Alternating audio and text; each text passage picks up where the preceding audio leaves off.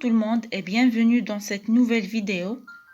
On va s'intéresser de résoudre quelques exercices d'application concernant le chapitre de la tension électrique alternative sinusoïdale.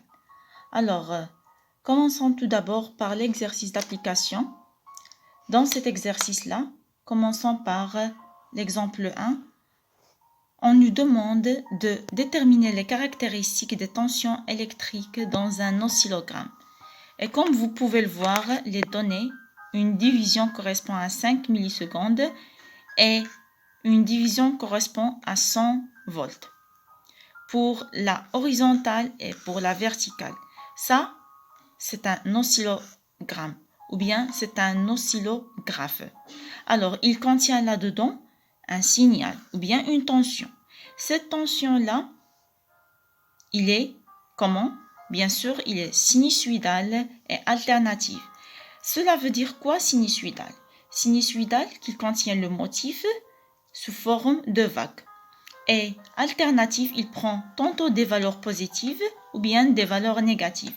Aussi bien qui est variable, il varie avec le temps et périodique, il se reproduit identiquement. Nous avons même signal, même tension qui se reproduit. D'accord? Alors, pour la tension. Alors, s'il nous demande dans la question les caractéristiques, toujours je détermine la période U maximale, qui est la tension maximale, aussi bien pour la fréquence et la tension efficace. Ces quatre paramètres-là, on détermine d'après cet oscillogramme. Alors, commençons tout d'abord par la période.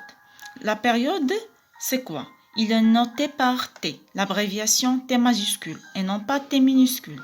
Il est déterminé par le nombre de divisions, soit je peux déterminer cette période-là, qui est le temps qui s'écoule, la tension, soit par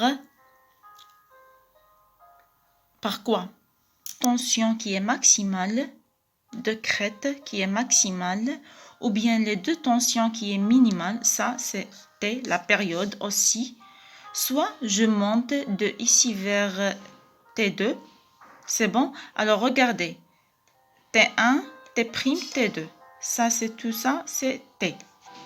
Ça c'est la moitié de la période.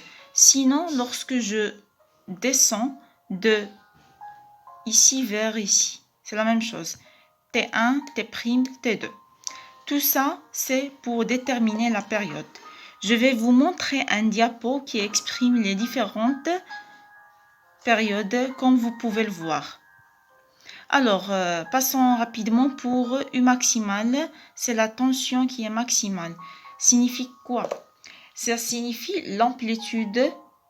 La même chose, je compte combien des carreaux et je multiplie par la suite par la sensibilité qui est verticale. Et on va noter c'est en volts.